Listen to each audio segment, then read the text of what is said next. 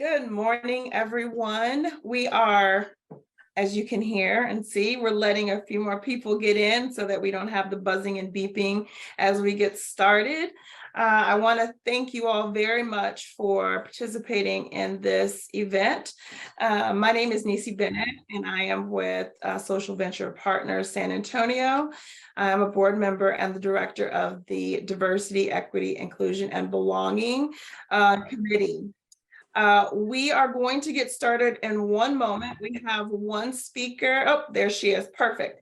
That we were waiting for. Now that she's here, I'm going to turn it over to Becky, and Becky is going to kind of give you guys some more information about SVPSA, and then our speakers are going to introduce themselves, and we're going to give you guys a boatload of information that you can use for your nonprofits.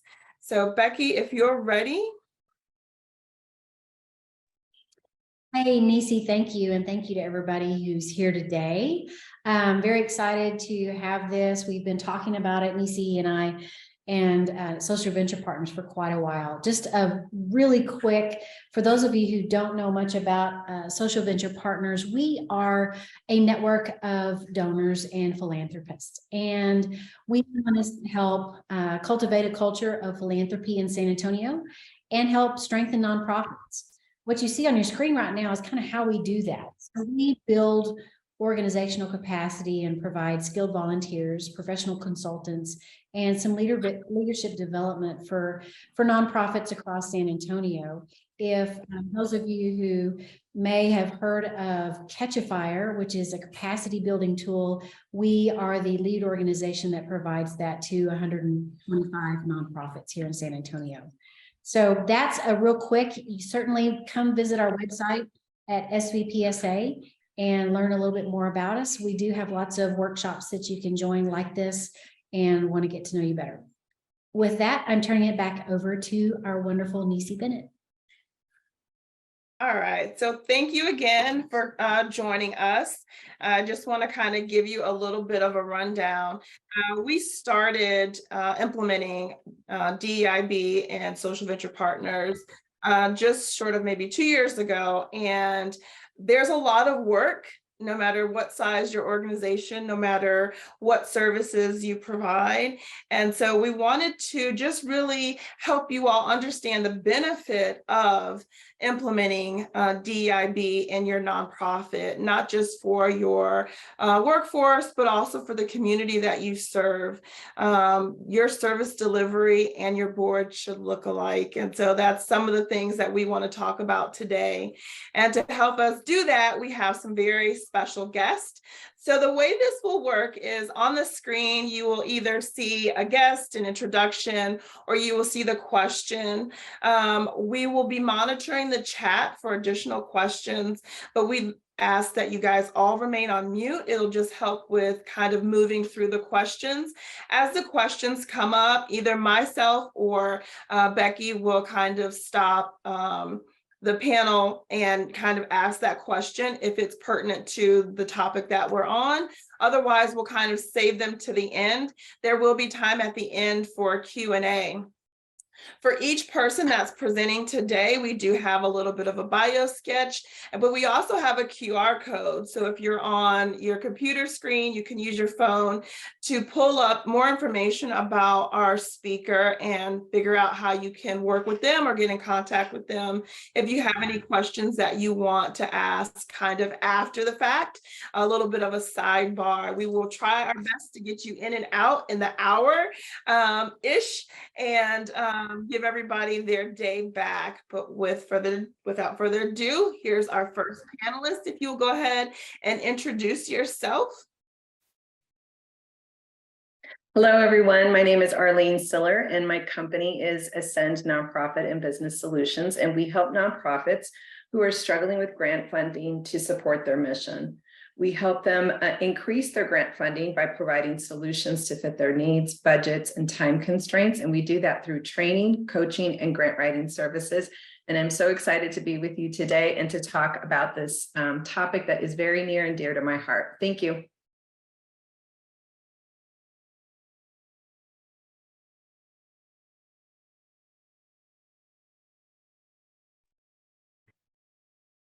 Hi, everyone. My name is Nadia Mavrakis. I'm the Chief Executive Officer of Culturingua, which is a nonprofit here in San Antonio that elevates the people and heritage of the Middle East, North Africa, and South Asia. And we have programs in youth development, community development, and economic development. Really excited to be here for this discussion. I also did the Social Venture Partners San Antonio Fellowship last year, and it was a phenomenal experience. And I want to thank Becky and all the partners and the board for the tremendous investment in the nonprofit leadership here in San Antonio through the fellowship program. Good morning, everybody. For those of you that are with us today that don't know me, my name is Janae Margo Gonzalez, and I'm a daughter, sister, aunt, cousin, niece, friend, civically engaged Latina, and Marinist educated non-traditional attorney. I currently serve as the Chief Development and Communications Officer for Communities and Schools of San Antonio. And for those that know me and don't know me, what you learn about me is that everything I do is about the we and not the me. So look forward to having this conversation. Awesome. Thank you so much. All right. So we're going to jump into our first question. And just so that our audience is aware kind of how we run through these, what you'll see is the question on the screen. And then at the bottom, you will kind of see who is going to be responding to that question.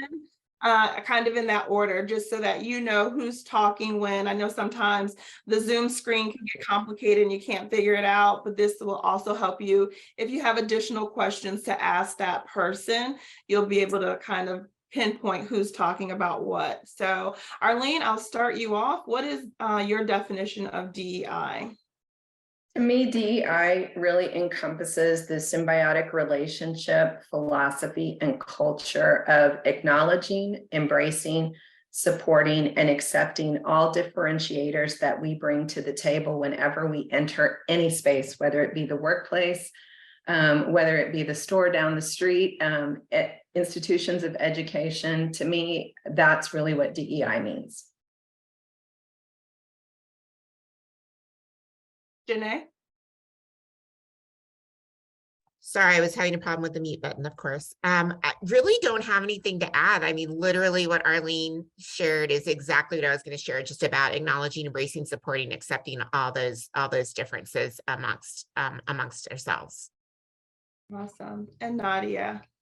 And I would echo that. And I also like to add access, justice, and belonging to the topic of diversity, equity, and inclusion. And I think that it's important to recognize in everything that we do that to ensure access, whether that be language access or access for persons with disability, including ensuring a sense of belonging for all, and also recognizing justice and reversing historical inequities. So I feel like it gets to be a mouthful, but there's like DEIJB or AID JB, or so those are the others that I would add.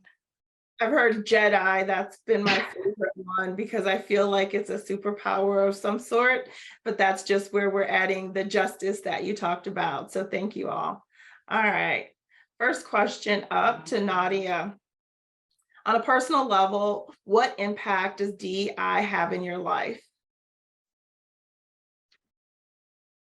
So I just want to share, so I'm a proud Arab American, and I think, so I'll just share that one aspect of DEI, that's something that's very clear, close to my heart, that's also part of something that I advocate for, is related to inclusion and belonging, but also representation and identification for Middle Eastern and North Africans. And so as a MENA American, and within that an Arab American, Libyan American, according to the federal government, we are included in the white category, but often MENA Americans do face many forms of discrimination. And so that's something that I personally am very passionate about. And also within the work of Culturingua, we work a lot with the MENA community in San Antonio. So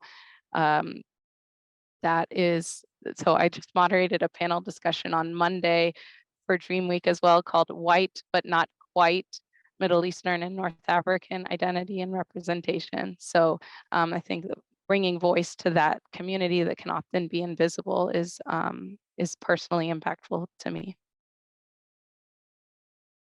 Arlene? Well, I'm also in the white but not quite category. And so I feel like as a Latina, and also having children who are mixed race, my kids are African American and Hispanic, DEI impacts every aspect of my life, from our well-being to our health, mental health, our economics, our education, parenting. We parent our children different. Our children get a different set of rules in terms of going out into any social setting. What those conversations look like are very different, even in terms of sending your kid off to college and knowing that they're going to be facing discrimination and bias and other things like that. DEI affects leadership. It affects identification, as I mentioned at the beginning, and networking and our experience in every social setting whatsoever, because you never know whether that other person has bias, discrimination, past experiences, whatever, against your race or the people that are in your company. And so there is this constant being on guard. And so for me, DEI affects everything I do from the time I step out of my house. It is continuously on my mind. Thank you. And Janae? Yeah, so other than the things that I listed in my introduction, so I also identify as a straight cis Latina, right? And so I serve on a national organization with the Marinus Social Justice Collaborative with a focus on the LGBTQ community. And so I'm an ally within that team. So I think it's very important to think about, our communities. When we're talking about DEI, DEIB, we're thinking about those groups that have been marginalized, right? And so I do identify as a straight cis Latina, as an ally of the LGBTQ plus community. When I think about DEI in my life, I think about being accepted for my authentic self, being welcome and respected and valued, but especially being within a community that sees vulnerability as a strength and not a weakness. And so those are the key things that I think about when I'm in DEI, whether it be my personal life, who I surround myself with, and also in where I choose to do my work. Thank you. All right, let's head into some additional questions. Starting with Arlene, how does representation in DEI create value for the nonprofit sector? And Nadia, as soon as Arlene is done, you can jump in.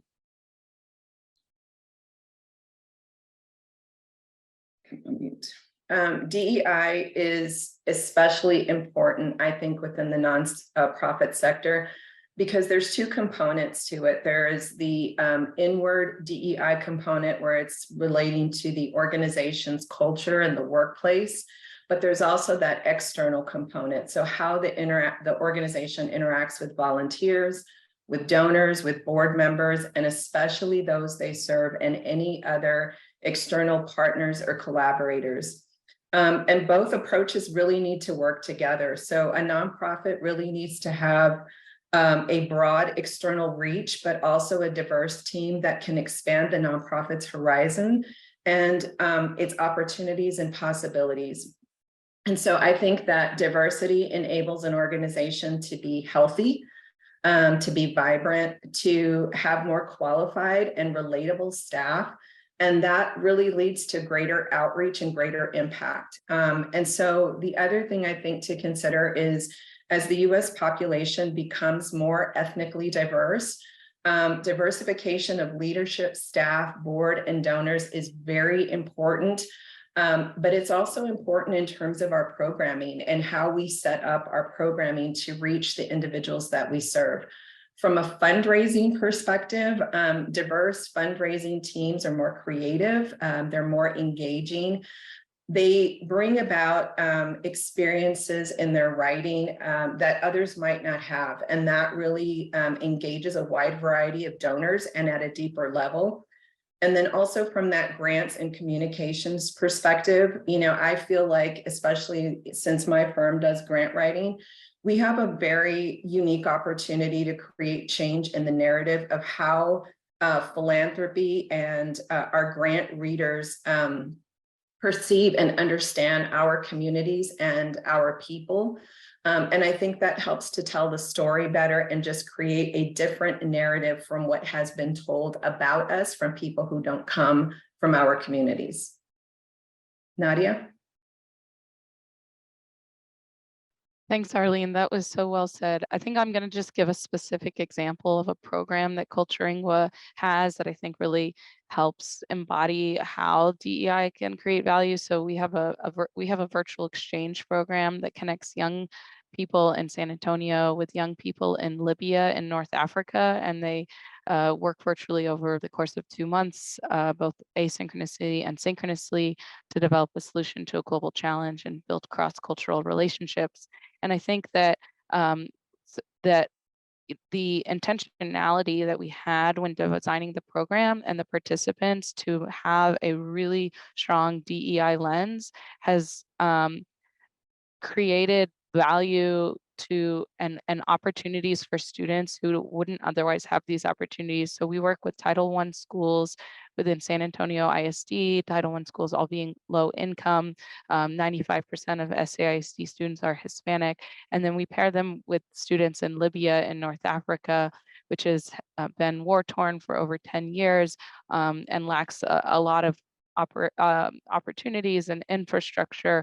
And so those are both groups of individuals that otherwise wouldn't have access to international exchange or global education opportunities. And this became we purposefully designed the program this way, but I didn't actually realize how truly diverse and equitable and inclusive our program was until I was asked to present at the Diversity Abroad Conference, which is an international organization that focuses on DEI in global education. And so I went to this conference, and most of the attendees were from the higher ed space. And there was a big focus on how to get more students at the higher ed level to be studying abroad, how to be more inclusive and welcoming for international students and scholars coming to the United States and things like that.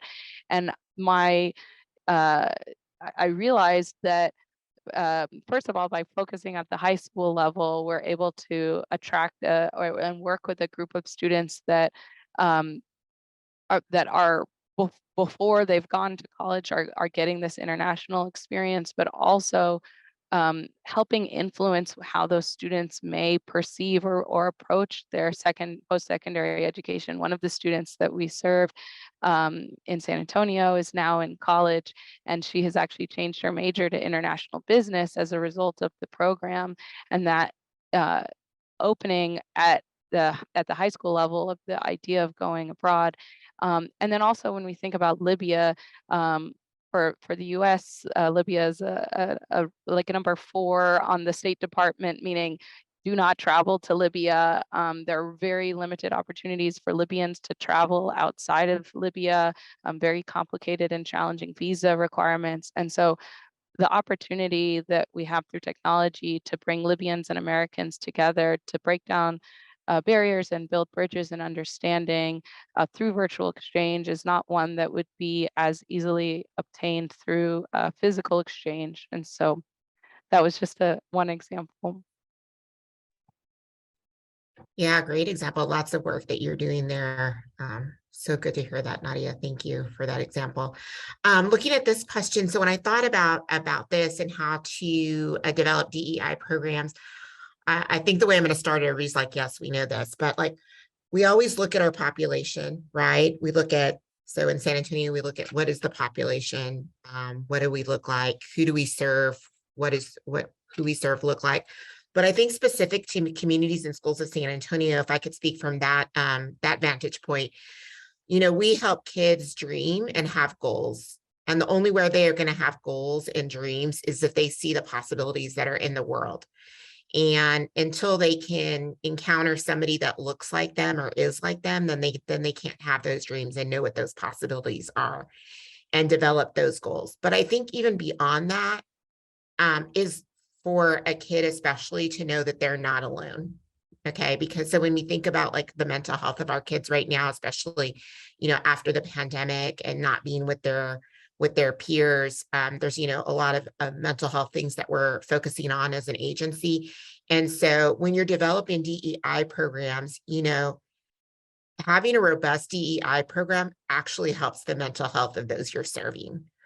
So I wanted to kind of share that and focus on that, because I think that's something that we don't really think about, it ends up being an outcome of having DEI policies and procedures within the nonprofits that we either work within or serve on the boards.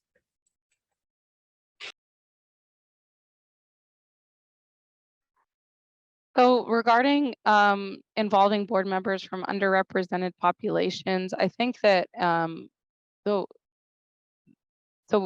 we were talking about this question as we were preparing, and I said, well, that's not the way that we approach board members.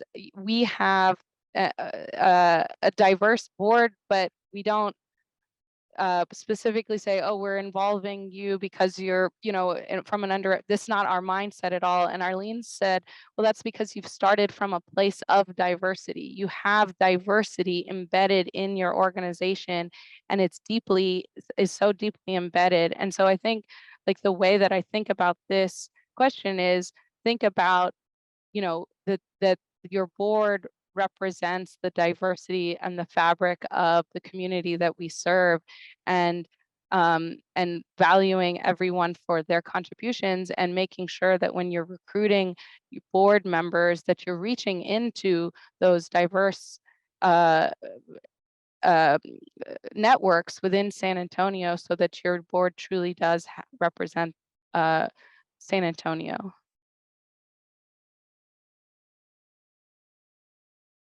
If I could just add to that, Nisi, before we move on to the next question.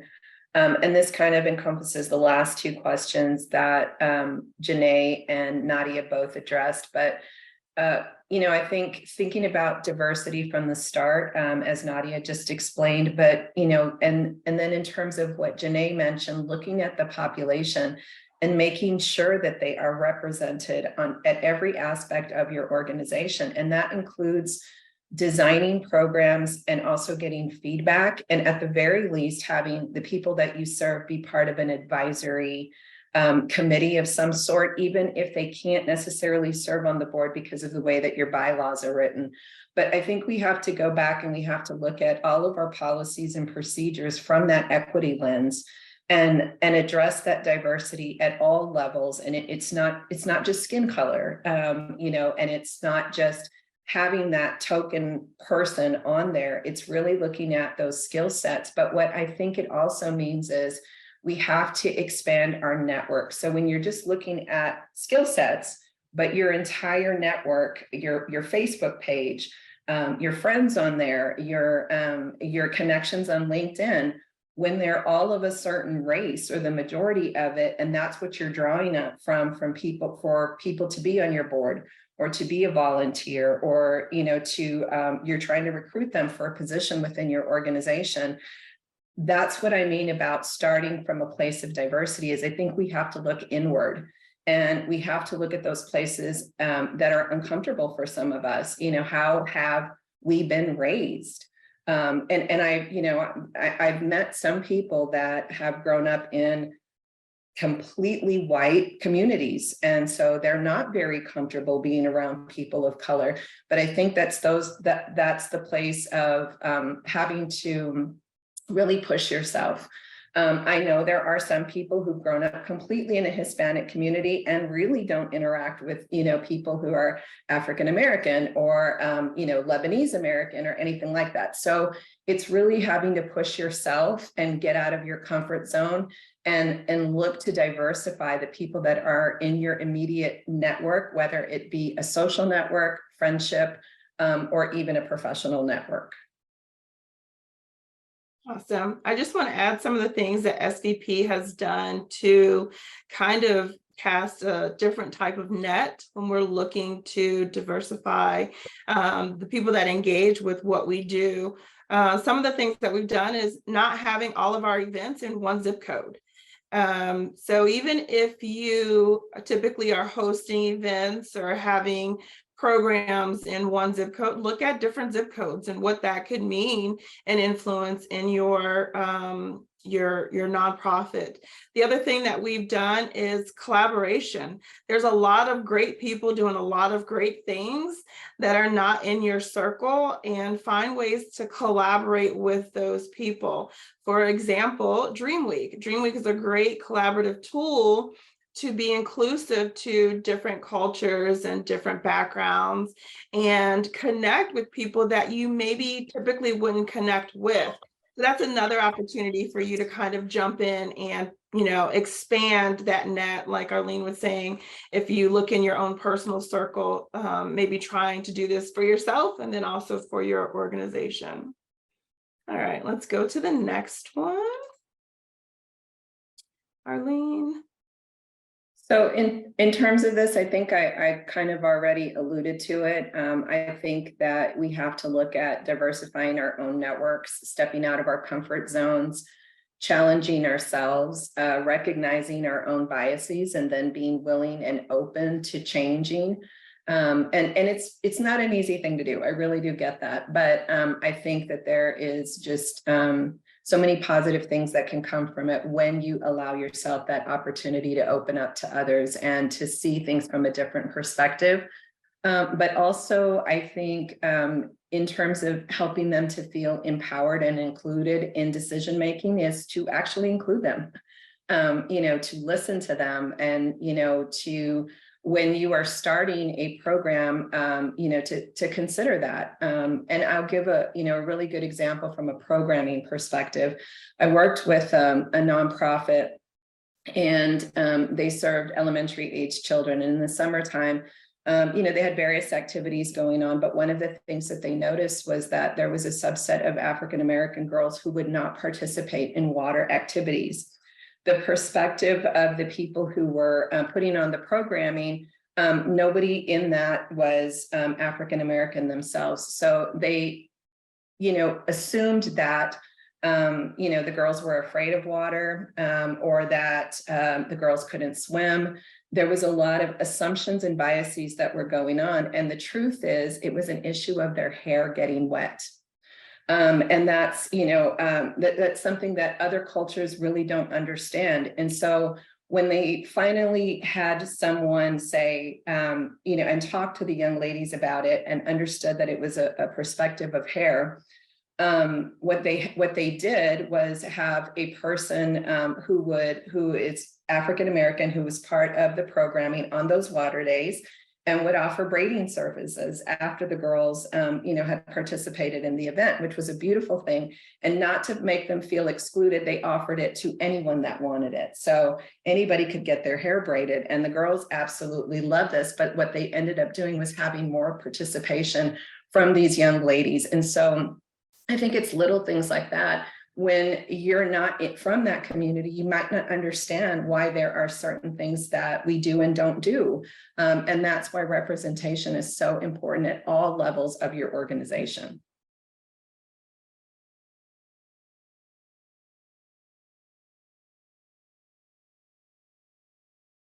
So I can go in really quick because I know people are like, baked, what are we talking about here?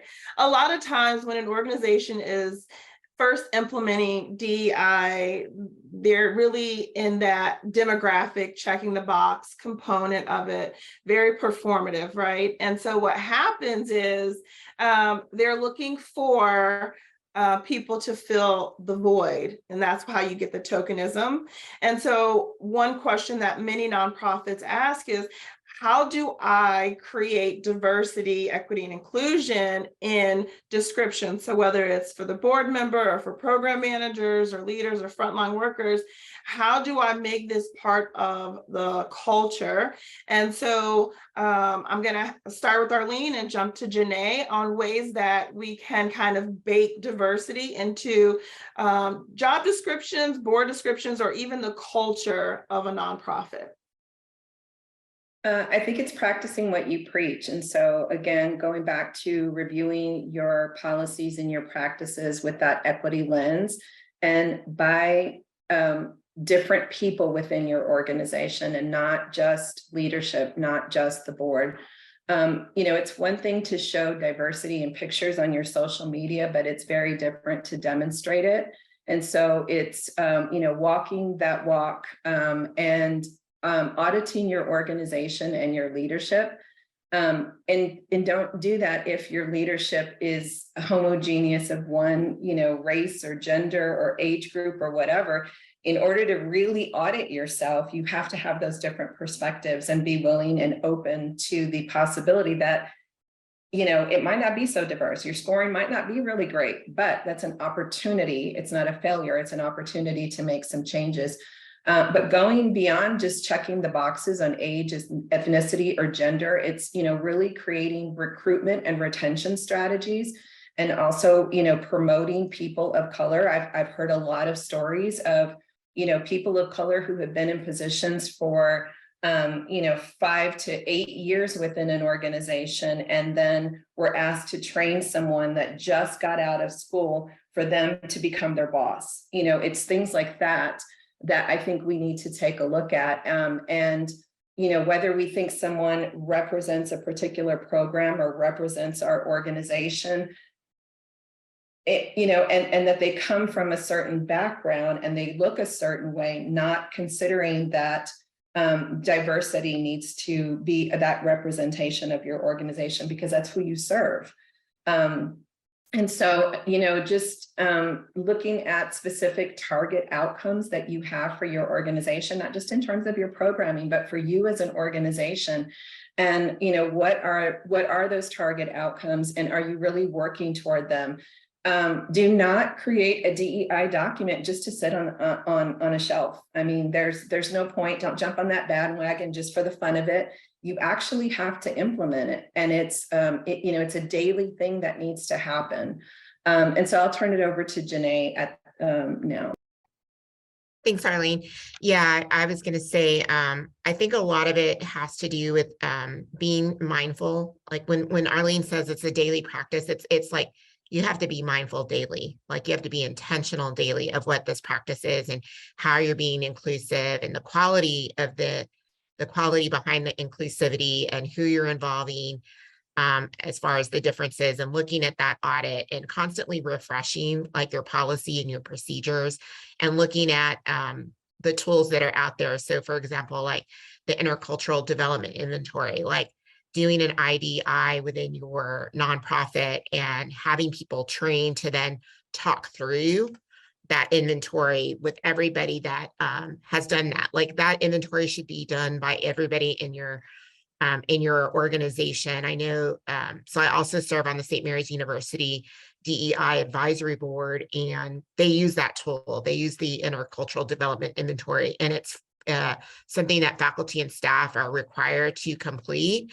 And then students are also completing it, and there are people trained to talk through those results with them. And it's really learning about like what your unconscious biases are. But then beyond that, it's like, okay, how do you change, right? And having things available to folks to learn, like, okay, how can I be more mindful of this? How can I be more open? How can I be curious? How can I surround myself and get, like somebody said earlier, I think maybe it was Arlene, getting out of your comfort zone, so I think it's constantly being curious and open. Is just different ways you can, I guess, bake. That was an interesting word, Nisi, bake it into any of the descriptions you have within your organization. Me again. Oh yeah, so this one was interesting.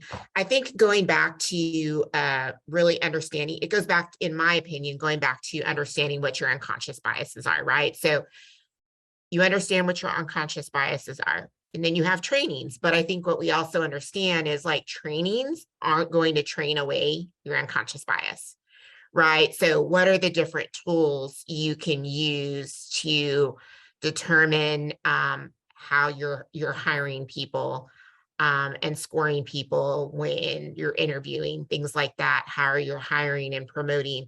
I think there's just a lot of conversations that have to be had at all different levels within an organization to determine how you are hiring and promoting individuals. And I think that, like, I think Arlene touched on it earlier, like when we talk about fundraising, that's what I do, fundraising.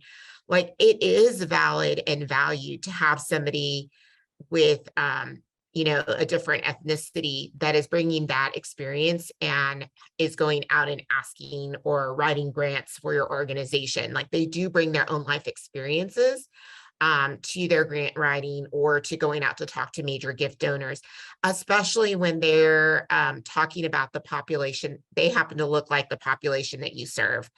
So I think it's really hard. There's no like right or wrong answer on how do you respond to leadership, but I think there's ways you can show like the outcome is going to be better for your agency and the organization and the people that you serve if you holistically figure out how to hire in the right way and promote in the right way. I don't know if Arlene has, or Nadia's next, and Arlene has some thoughts on that. Yeah, I think I definitely agree with all that. I think I'll just add a few thoughts specifically related to promotions and ensuring that everyone has equal opportunities to have the opportunities to show that they are ready for promotion. And so that, for example, if there's groups of people that are all at the same level, that it's not only that all groups, regardless of ethnicity, gender, et cetera, have different opportunities that they're given to prove that they're ready for the next level. And I think that I also want to talk just briefly about working parents and ensuring that there are the right accommodations to ensure that working parents, particularly working mothers, have this support that they need to continue their careers. And so, for example, I'm was a working mom when I returned from maternity leave twice at my prior employer,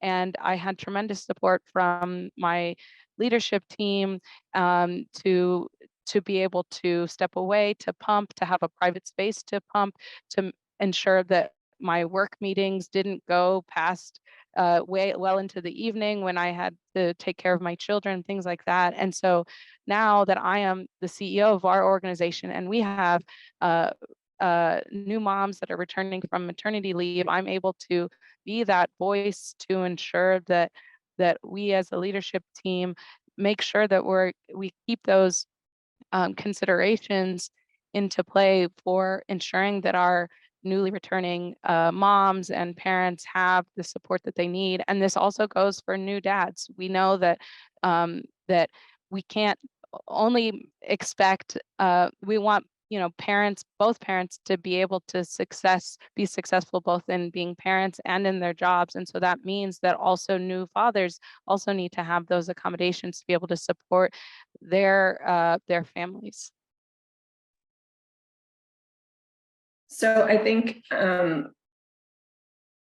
responding to leadership who would say something like this, I think it would kind of really depend on what do their numbers actually look like.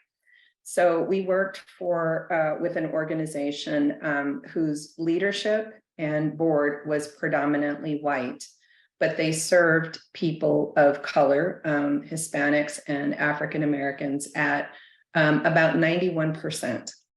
And so when I asked them the question with regard to why their leadership and their board does not represent the people that they serve, I kind of got an answer that was somewhat in line with this. And so from that perspective, I would really have to say there are some biases that actually are happening within the organization. And when I asked them if I could speak to several of their employees who were people of color, they said, okay. And when I met with those people, what I found out is they're encouraged to apply. They are invited for the interview, but they're not hired for the positions or they're not promoted. And so that was a conversation that I then had to have with leadership, because from a grant perspective, it's difficult for us to secure funding for your organization because funders are going to ask that question that I just asked. And if it makes you uncomfortable that I'm asking it when I'm a consultant being paid by you, you're going to feel really uncomfortable when a funder asks you that question in a site visit or at other times. So I think it really just depends on, do their numbers show what they're saying? They are just, hiring the best person for the job, regardless of everything else, or are they saying this, but their numbers look very different? And so from that perspective, then I think that there's some changes that need to happen. There's some biases there. There's some policies and procedures that need to be changed, because you can't tell me that if you serve that community, that there aren't people who are qualified to be at an executive level, to be on your staff or to be on your board. And so I think that's just where that scorecard and having to really look at your organization and look at yourself in terms of leadership. Are you creating that culture where people just keep hiring more people that look like them?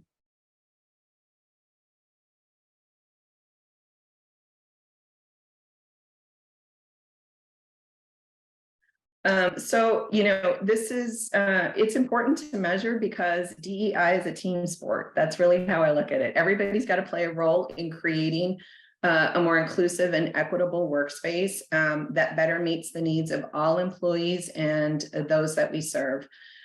We have to, I think, focusing on those that have the most intersecting need of resources and accommodations allows you to really create equity for everyone and create a comprehensive strategy that really, starts to embrace everyone's differences. From a funding perspective, it's very important as well, because more funders are really closely looking at your board. They're looking at your leadership. They're looking at your staff compositions. Over the last year, we've had to attach more documents related to DEI. And to be honest with you, about 90% of our clients didn't have anything in place in regards to that. So there was, this sort of scramble to put something together. But again, it can't just be a document that is digitally collecting dust and just, fades into the background. It has to be something where people are actively putting the policies and practices into place every single day. And, we've had some questions on applications, and that also have happened after, once the application is submitted. And we meet with funders where they are specifically asking, why does your organization not have diversity in it according to the population that you serve? So the lack of diversity from a funding perspective is really going to hurt you in terms of your organization, with all the other things that we just talked about, with lack of creativity, lack of perspective, outreach, communication, all those things.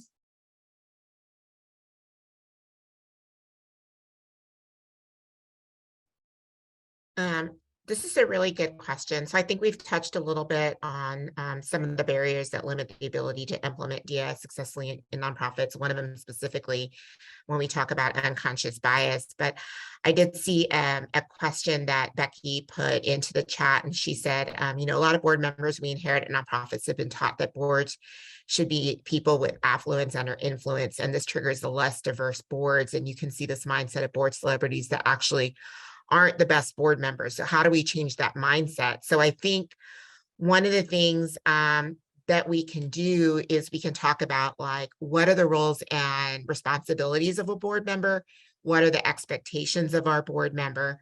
Having them fill out like an individual board engagement form, and then looking at the outcomes based off of those expectations. I think that if you use tools like that with your nonprofit, you can then have frank and earnest conversations with, like, who are the right people to be on your board. But for me, the biggest barrier is unconscious bias.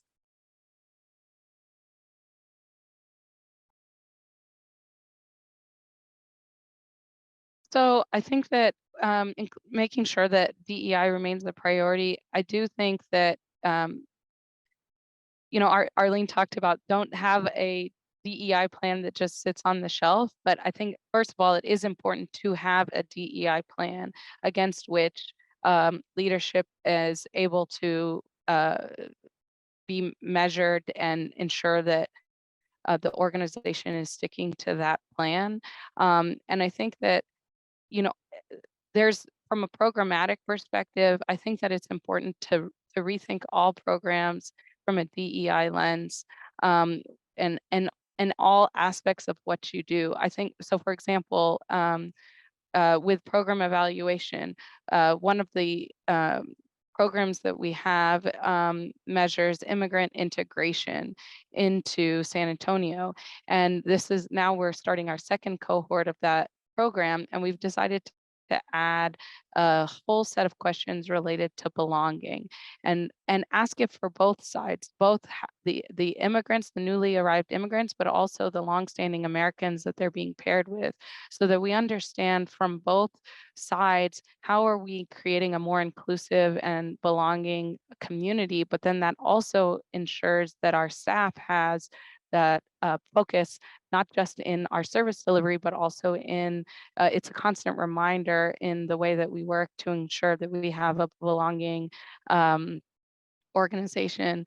Another example for, at least for program delivery, I think related to access, could be the idea that to ensure language access. I'm really excited that the city of San Antonio has invested in a language access office, and tomorrow the language access plan is going to be presented to the check committee within city council, and that talks about, in addition to American Sign Language and Spanish, 7 other priority languages within the city of San Antonio. And I think that by understanding the context of the broader environment, what are the needs of our community, we can also ensure that we are responding and ensuring a priority for DEI in the operations that we're implementing.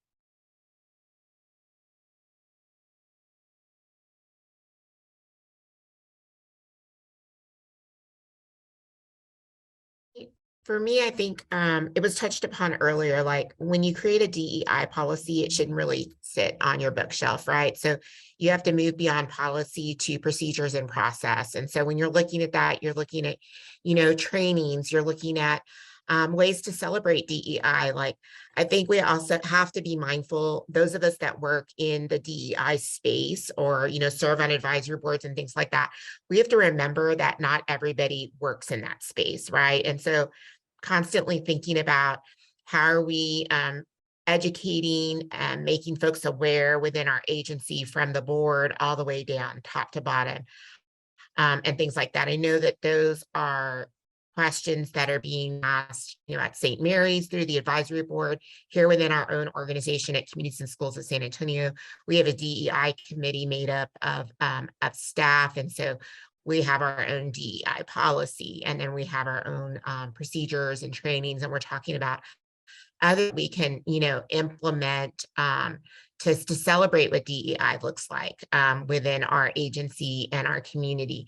But again, it's a practice, right? It's an art and a science. There isn't one size fits all when you're talking about DEI. Yeah, and I would just add to that. I mean, I think, for example, Janae, you talked about unconscious bias. That is, I think, a tremendous training that often needs reminding for individuals. So it's not just okay, one and done, check the box, we've done this, but that this is constant, that it's embedded in the organization, and also that not, and it's both for the leadership team and the staff, but also the board. I was on a board for another nonprofit in San Antonio, and we did DEI and unconscious bias training, and it was tremendously impactful for the organization and the board. And then the other thing is just, I think that it's important to Janae's point, not everyone is in the DEI space. Not everyone has a DEI officer on staff, but to ensure that the leadership is connected to what's going on in the DEI space. Just yesterday, I had amazing meeting with the Diversity, Equity, Inclusion, and Accessibility Department within the city of San Antonio, both for programmatic aspects of the work that Culturingua does, but also it was a great way to stay connected to the broader DEI space within San Antonio. So ensuring that there's opportunities to remain connected to the broader ecosystem within DEI. I'm just going to add one small thing to it in terms of, because it addresses the leadership team, is I also think that whatever initiatives with regard to policies and procedures and performance, that DEI also be tied to the person's performance, promotion, and also, in terms of pay. Because I think if we don't do that, unfortunately, I don't think that we'll see the changes that really need to happen. So it needs to be tied to that performance evaluation and pay increases as well.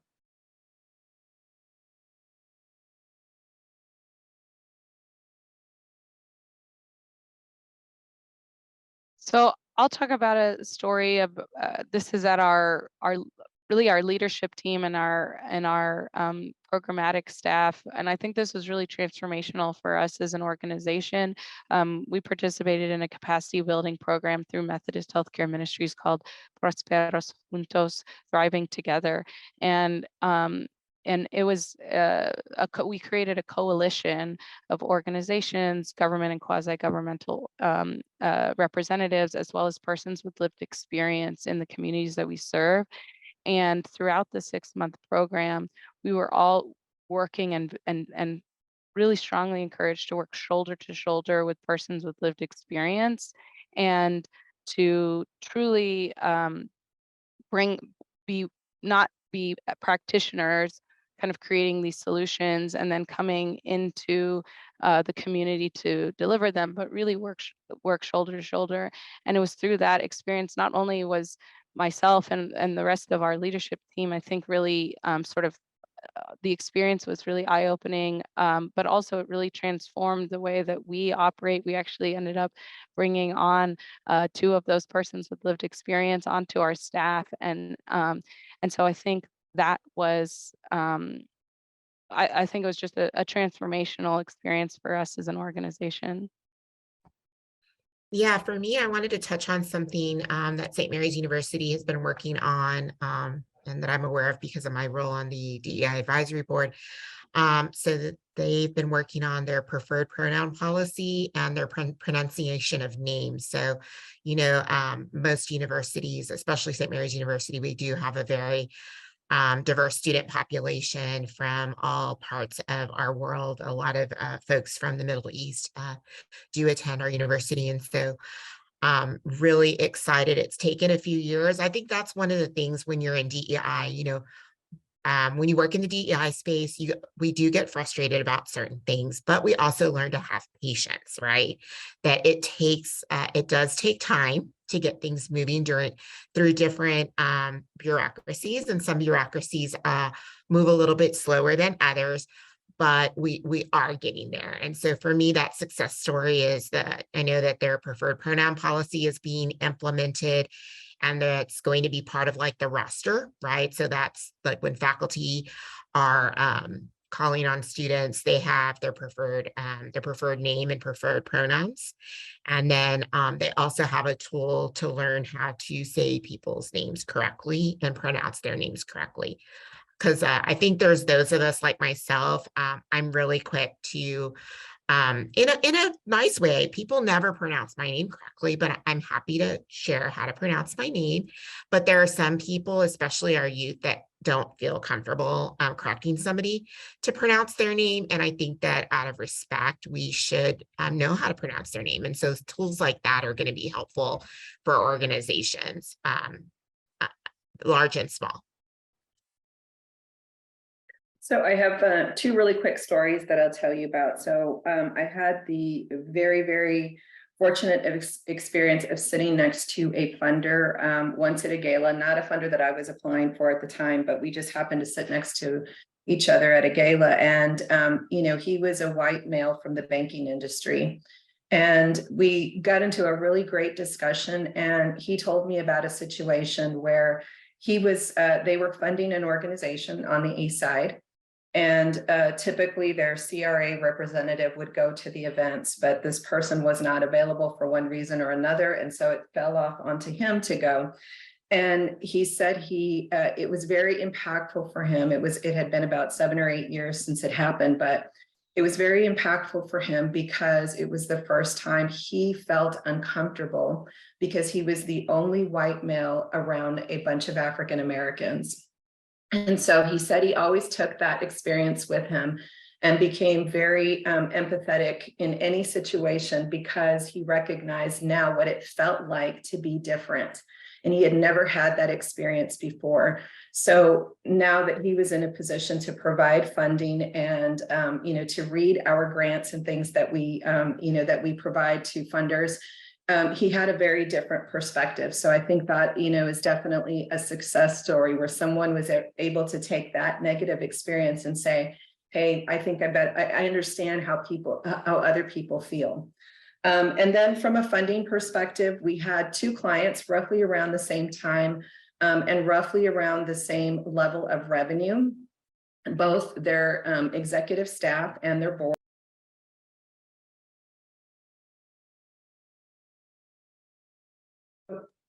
Sorry, I think I hit that on accident. But one was an all white male organization and over the age of 50. And then we had another client who was, they serve an immigrant and refugee population. And so they all represented people from Africa at their executive level and at their board level. So both really lacked diversity in terms of who was on their board, and they both were all male. So we talked to both clients about diversifying things, at various levels within their organization. And we saw complete differences in terms of their revenue. So for the one that refused to change, that kept things the same, within a year, we were able to bring in $0 for them. For the other entity that made the changes, we were able to increase their revenue by $565,000. So diversity matters. It matters just in terms of practicing being human beings, being kind and good human beings. But in terms of a nonprofit, it is going to affect your funding if you're not willing to implement those changes. Because I'm going to be the first to say I think philanthropy needs to change in general, but it's going to start with us. And so being willing to make those changes is really going to help your organization as well from a funding perspective. Awesome. All right. So we're getting ready to move into our Q&A section. If you have a specific question for one of our panelists, you can drop in the chat. Just be sure to address who it is you'd like to answer, or you can say all and then give everyone a chance to answer that question. If you would prefer to unmute, just raise your hand. Just that way we can kind of keep an idea of who raised their hand first and make sure that we get everyone. I want to, as you guys are figuring out your questions that you'd like to ask, I'd like to just ask our panelists in no particular order, what would happen if we continued to not properly implement DEI? What do you think would happen in our nonprofit organizations?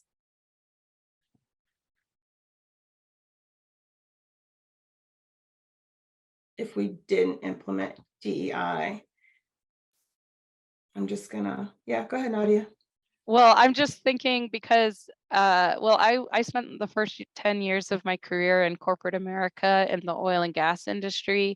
And when I came to the nonprofit industry, it was so refreshing. Yes, there were lots of DEI initiatives in my company and my clients' companies, but at the end of the day, I was working mostly with white males. And so when I came to the nonprofit industry, it was so refreshing because it is so diverse, and I felt such a sense of belonging. I felt such a sense of trust, and so when you said that, I just thought, oh, to go back to those corporate America, days that like, I just, that would be sort of the worst thing that would happen to the nonprofit industry, just to sort of juxtapose two industries. Thank you, Nadia.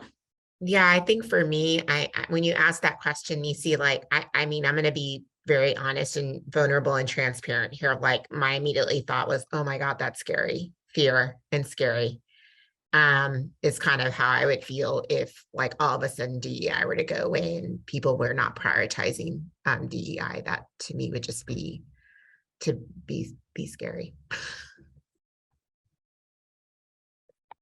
I completely agree. I think it would be us moving backwards as a society. And, I really just don't see that happening, because I think our population is changing, completely within the United States at least. And then I got a question from Blanca Maldonado regarding philanthropy needs to change. And she's asking what I mean by that. So there's so many different things, but I think one thing is philanthropy in general has been predominantly white.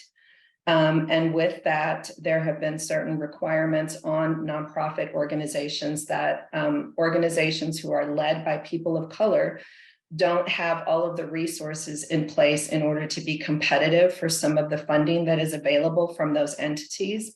I think also the way that certain questions have been asked before assumed that the people that we serve are hopeless, that they are uneducated, that they are not proud of their communities, and that good things don't come out of it.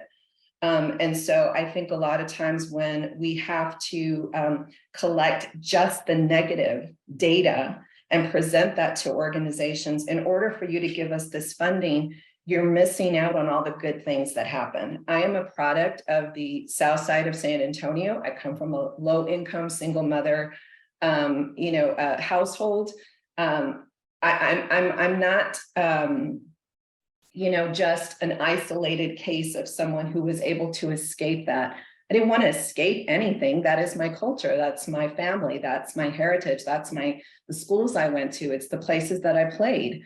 I'm not trying to escape that just because I want to better myself in some areas like education and career.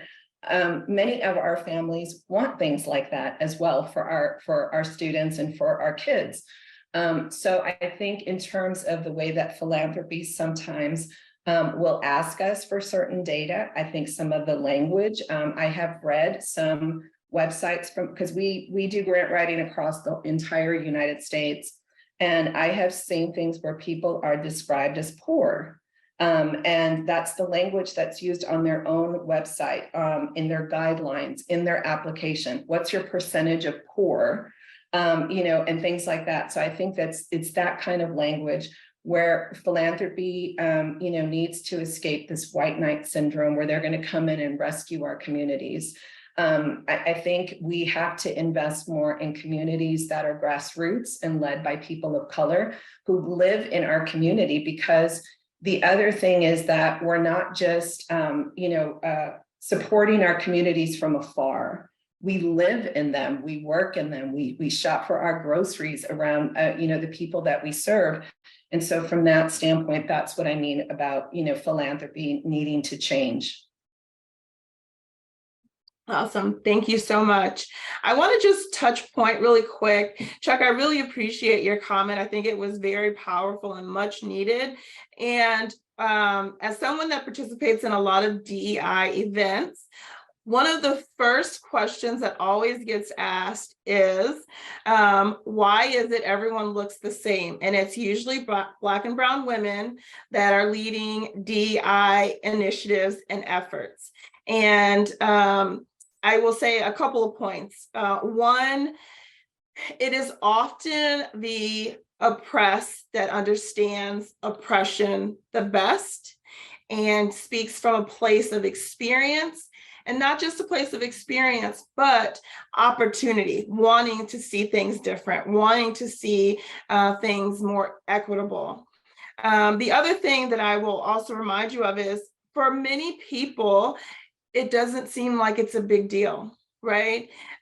We systematically live in an environment where, the truth isn't always as clear as it could be. I see where Janae mentioned ethical storytelling.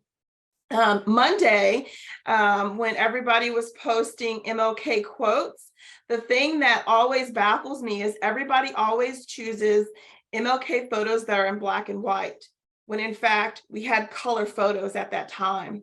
And what it does is it creates this representation that it was so long ago and so far away from where we currently are. And what really happens is people feel like, oh, that was years ago, that was lifetimes ago, and it really wasn't. And so there's a kind of a distorted perspective.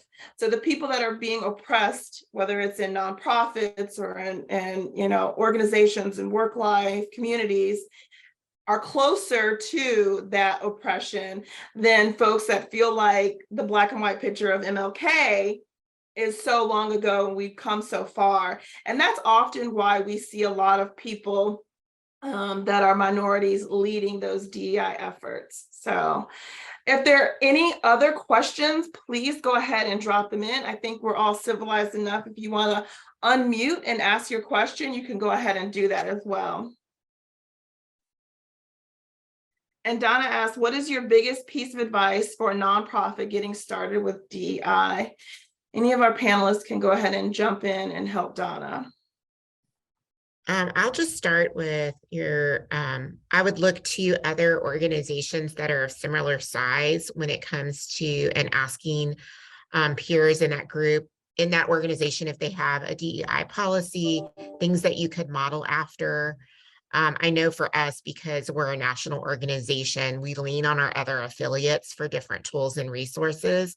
So I would consider that starting there if you're trying to create a DEI policy.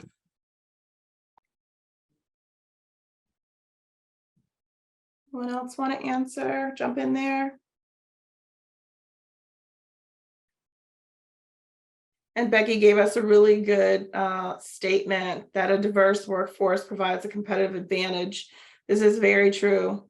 No matter what type of workforce it is, representation matters. Some people come to a job maybe not having a college degree, but having 15, 20 years experience in that field. And representation says both are okay. Nadia, I see that you unmuted. Did you have something? Yeah, I just want to sort of echo what Arlene said earlier related to bringing in a diverse pool, both for board recruitment and for staff recruitment. So if that is a really important step when, bringing on new board members and recruiting new staff members, to make sure that you're starting with a diverse pool by reaching out into a diverse network. And I'm also just going to add, don't be afraid to exit people who don't have this mindset that you're trying to create. I know a lot of times, we deal with a lot of scarcity in this sector of nonprofit period, whether it be funding or board members or volunteers or staff. We can go on and on. I'm sure every single person that is on here, but don't be afraid to get rid of the bad apples because it's not going to help your organization overall. I have been at galas where somebody is a board member for this organization and says something like, they hate coming to this side of town, right? Look for those little phrases, those little microaggressions, those biases that come up from, people who are part of your organization. Someone who uses language like those people when they're talking about the people that you serve. Don't be afraid to exit those people if this is really part of your strategy and where you want your organization to go. You're the leader, and so from that standpoint, have the faith in yourself and in your organization that you're doing the right thing and that you'll attract the right people. And in that process, you're going to have to let some people go, and that's okay. Any other questions?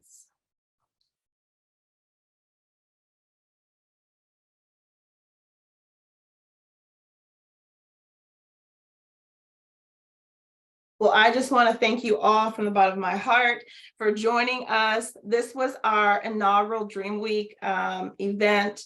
We will do this often, more throughout 2023. I want to give Becky a chance to just kind of reiterate what SVP does for our nonprofits in San Antonio, because it's such a powerful accelerator for nonprofits to kind of link arms, leverage, and build capacity. From myself as the DEI director, I want to say thank you all to our panelists. I really value and appreciate your time and your experience and what you brought to the table. It is so powerful, and I really appreciate that. To our guests, thank you. I hope that you have a nugget that you can take away. Please feel free, once Becky finishes or once Becky starts talking, I'm going to go back to the panelist slides so that you can get their information as well. And I just want to say thank you to Nisi, who put all of this together, who recruited everyone. Some people weren't able to make it that we had recruited. And I do thank you, those who asked questions about, why is it all women? And there's always a good reason to continue to ask and challenge those questions. And part of it's availability. Nisi really led our effort to be able to ask better questions and have really good conversations. And for those who were saying, what's the first thing you would do? What we did was just have conversations and get to know each other better and have opportunities to just talk about what our experience has been. And that has helped us, just having conversations. And it's made all the difference in the world. And thank you, Nisi, for your leadership on that. It's been going on for several years. Arlene has also played a big role in that. She's going to shy away and say, no, but she's on our board and also led some of that effort. Thank you, Arlene, for being a part of that. Nadia, I just adore you, and Nader. You've taught us so much, and really love every conversation I had with you. Janae, I can't wait to get to know you better. But this is part of what we put into a category of cultivating better philanthropy.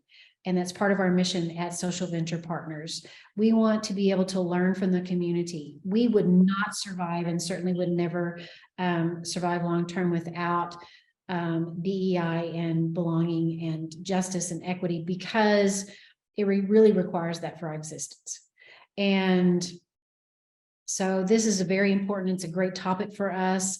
It makes for, some say uncomfortable, but I think they're good conversations and fun conversations to know and understand each other. So thank you, everybody who was a part of this.